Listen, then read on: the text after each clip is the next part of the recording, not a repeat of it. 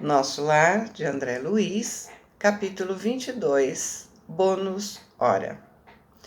Notando que a senhora Laura entristeceu subitamente ao recordar o marido, modifiquei o rumo da conversa, perguntando: que me diz do bônus hora? Trata-se de algum metal amoedado? Minha interlocutora perdeu o aspecto sesmarento a que se recolheu e respondeu atenciosa: não é propriamente moeda, mas ficha de serviço individual, funcionando como valor aquisitivo. Ou seja, além de marcar as horas trabalhadas, ainda tem o poder de aquisição. Aquisitivo? Perguntei abruptamente. E ela respondeu bondosa: me explico. Em nosso lar, a produção de vestuário, de alimentação elementares pertence a todos em comum. Então, todos têm a obrigação de providenciar. Todos têm onde obter. Há serviços centrais de distribuição na governadoria e departamentos do mesmo trabalho nos ministérios. O celeiro fundamental é propriedade coletiva, ou seja, todos têm acesso. Diante do meu gesto silencioso de espanto, acrescentou: todos cooperam no engrandecimento do patrimônio comum e deles vivem. Porém, os que trabalham adquirem direitos justos. Cada habitante de nosso lar recebe provisões de pão, aqui o pão no sentido de alimento, né? E roupa, no que se refere ao estritamente necessário. Mas os que se esforçam na obtenção de bônus hora conseguem certas prerrogativas, quer dizer, certas vantagens na comunidade social. O espírito que ainda não trabalha poderá ser abrigado aqui. No entanto, os que cooperam podem ter casa própria. O ocioso vestirá sem dúvida, mas o operário dedicado vestirá o que melhor lhe pareça. Compreendeu? Os inativos podem permanecer nos campos de repouso ou nos parques de tratamento, favorecidos pela intercessão dos amigos, mas as almas operosas conquistam o bônus horas e podem gozar a companhia de irmãos queridos nos lugares consagrados ao entretenimento ou o contato de orientadores sábios nas diversas escolas dos ministérios em geral. Ou seja, ele pode frequentar cursos, né? Ele tem como pagar esses cursos, os shows musicais e outros entretenimentos, né? São pagos pelos bônus hora.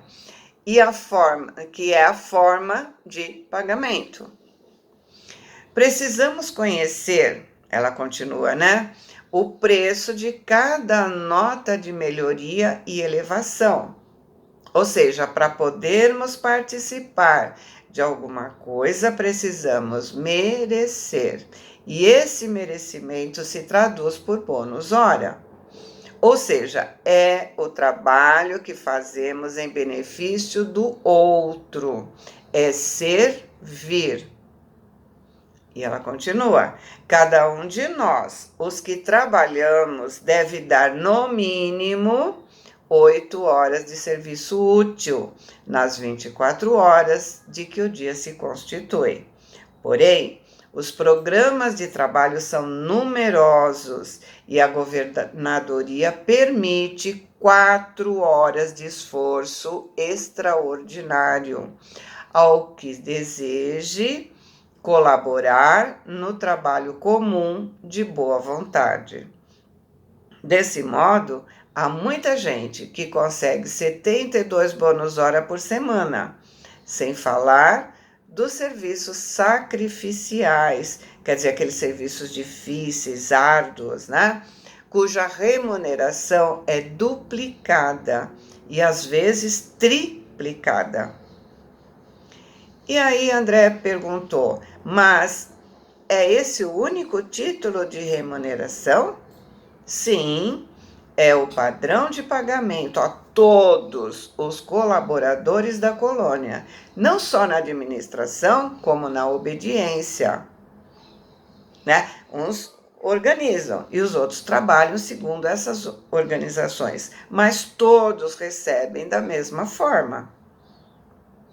Lembrando as organizações terrestres, André perguntou espantado, mas como conciliar semelhante padrão com a natureza do serviço? O administrador ganhará 8 bônus hora na atividade normal do dia e o operário do transporte receberá a mesma coisa. O trabalho do primeiro não é mais elevado, ou seja, não é mais importante do que o do segundo. A senhora sorriu à pergunta e explicou: tudo é relativo. Se na orientação ou na subalternidade o trabalho é de sacrifício pessoal, a expressão remunerativa é justamente multiplicada. Ou seja, não depende de títulos, depende do sacrifício pessoal na execução do trabalho. É unicamente por mérito. E ela continua, porém, examinando mais detidamente a sua pergunta, precisamos, antes de mais nada, esquecer determinados prejuízos, ou seja, preconceitos, né, da Terra. A natureza do serviço é problema dos mais importantes, mas na própria esfera da crosta é que o assunto apresenta a solução mais difícil. A maioria dos homens encarnados está simplesmente ensaiando o espírito de serviço e aprendendo a trabalhar nos diversos setores da vida humana. Por isso mesmo, é imprescindível fixar as remunerações terrestres com maior atenção. Todo o ganho externo do mundo é lucro transitório. Vemos trabalhadores obcecados pela questão de ganhar, transmitindo fortunas vultuosas à inconsciência e à dissipação. Outros amontoam expressões bancárias que lhes servem de martírio pessoal e de ruína da família.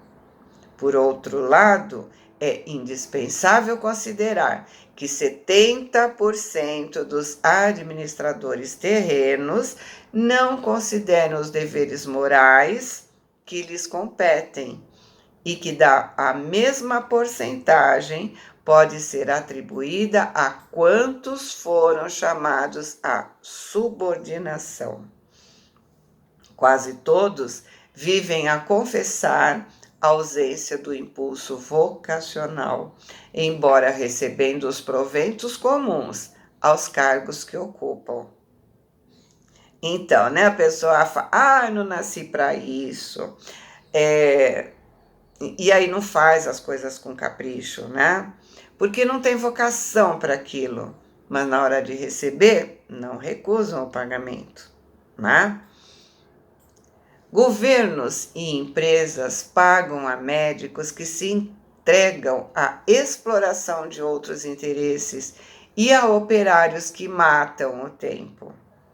Onde aí a natureza do serviço?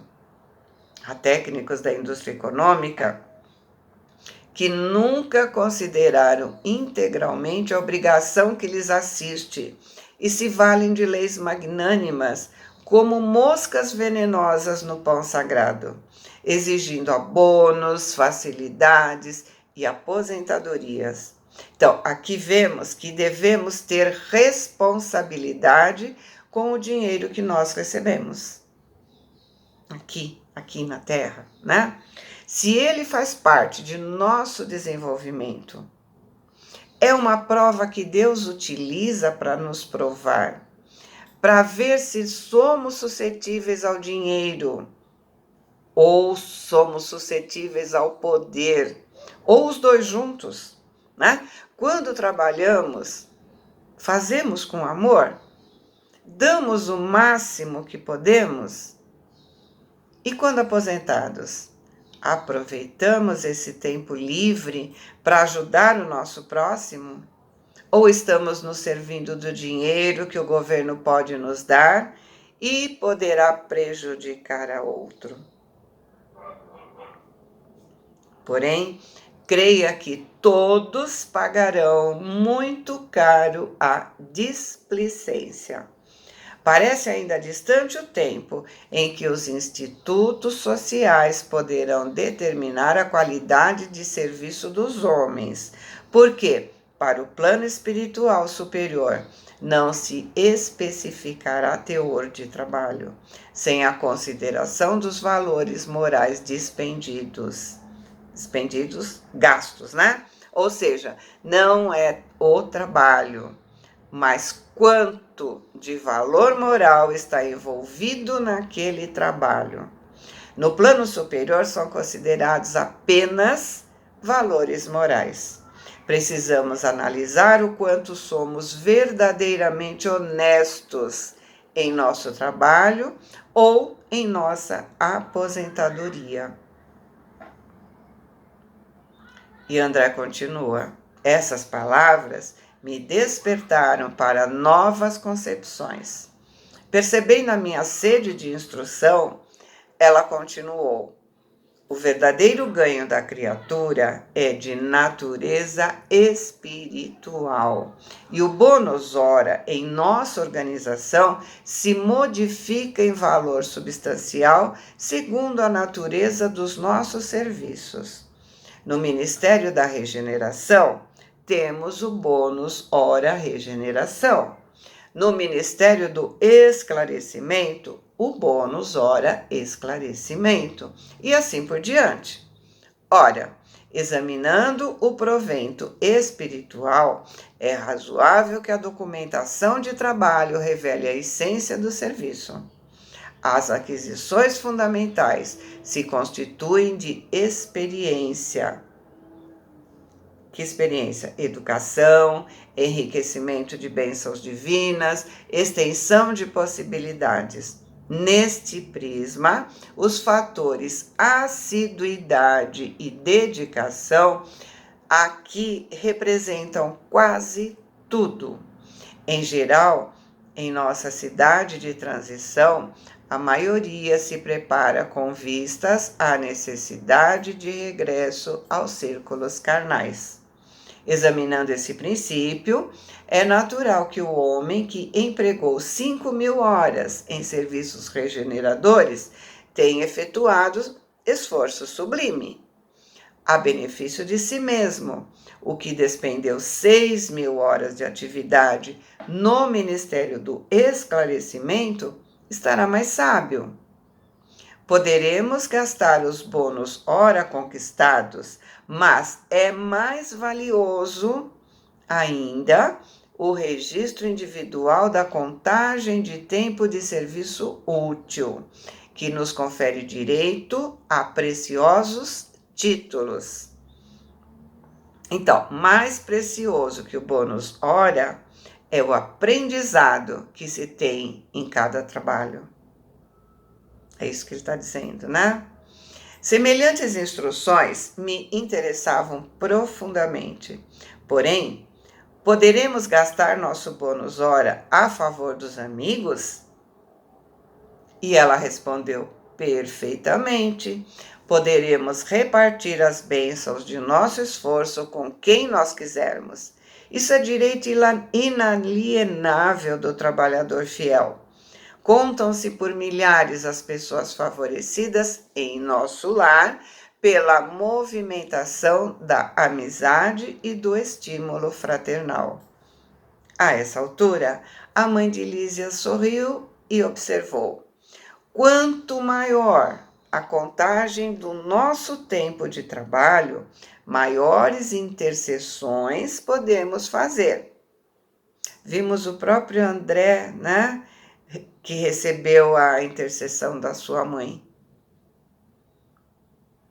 E vimos também lá no começo do livro, né, que aquela senhora não pôde ajudar os filhos porque ela não tinha bônus hora nenhum, ela não tinha trabalhado nada, lembra? Compreendemos aqui que nada existe sem preço e que para receber é indispensável dar alguma coisa. E para dar alguma coisa, né, nós precisamos ter. E para ter, nós precisamos adquirir méritos através do trabalho, do estudo, da caridade. Lembrando que a caridade começa em casa, quem mora conosco é o mais próximo, então precisamos ter tolerância, compreensão, benevolência, né? Em casa, principalmente. E aí ele continua: compreendemos aqui que nada existe sem preço e que para receber é indispensável dar alguma coisa. Portanto, pedir é ocorrência muito significativa na existência de cada um. Pedir é ocorrência muito significativa na existência de cada um. Somente poderão pedir providências e dispensar favores os portadores de títulos adequados. Entendeu? Então, pedimos muito e não sabemos agradecer, essa que é a verdade, né? Tratamos os espíritos amigos como se eles fossem nossos subordinados. Olha, fulano está precisando de ajuda, vai lá e ajuda. Ele está em tal lugar e precisa disso ou daquilo, né? Jesus, Nossa Senhora, santo ou santa, ou anjo guardião, enfim, vai lá e cura, ou ajuda que ela ou ela está precisando, ele ou ela, né, está precisando de. Não é bem assim. Para pedir eu tenho que ter mérito, porque é a minha energia, é aquilo que eu posso dar que vai chegar àquele necessitado. É a velha pergunta, né? O que tens? Ninguém dá o que não tem. Se a cesta está vazia, não tem o que multiplicar. Só quando temos mérito é que podemos pedir a intercessão, porque aí temos o que multiplicar em auxílio ao que precisa. Jesus disse: o homem será ajudado pelo homem e o espírito pelo espírito. Então não dá para trocar vela por ajuda, por cesta, não pode trocar ajuda por cesta básica, por andar de joelho, né, ou não cortar cabelo, né? A única moeda de troca é o merecimento adquirido pelo esforço verdadeiro, pela dedicação sincera. E aí André de repente pergunta: e o problema da herança? Aqui não temos demasiadas complicações, respondeu a senhora Laura sorrindo. Vejamos, por exemplo, o meu caso. Aproxima-se o tempo do meu regresso aos planos da crosta. Tenho comigo 3.000 bonas hora auxílio no meu quadro de economia pessoal. Não posso deixá-los para minha filha que está a chegar, porque esses valores serão revertidos ao patrimônio comum. Aí a gente entende por que tem comida e roupa para todo mundo, né? Permanecendo minha filha apenas com o direito de herança ao lar. No entanto, minha ficha de serviço me autoriza a interceder por ela, organizando aqui trabalho e ajuda amiga para ela, da mesma forma, me assegurando o valioso auxílio das organizações de nossa colônia espiritual durante a minha permanência nos círculos carnais. Ou seja, ela só pode passar para outro a moradia. Os bônus hora dela vão servir para interceder pela filha, no caso, né, da dona Laura, e também vão servir para para ela ser ajudada enquanto ela estiver encarnada. Nesse cômputo, deixo de me referir ao lucro maravilhoso que adquiri no capítulo da experiência, nos anos de cooperação no Ministério do Auxílio. Volto à Terra investida de valores mais altos e demonstrando qualidades mais nobres de preparação ao êxito desejado. Ia manifestar exclamações admirativas referentes ao processo simples de ganhar, aproveitar, cooperar e servir, confrontando aquelas soluções com os princípios imperantes no planeta. Mas um vozerio brando se aproximou da casa. Antes que pudesse emitir qualquer observação, a senhora Laura murmurou satisfeita: "Nossos queridos estão de volta." E levantou-se para atender. E aí, André, acaba o capítulo. Fiquem com Deus. Boa semana. Amo vocês.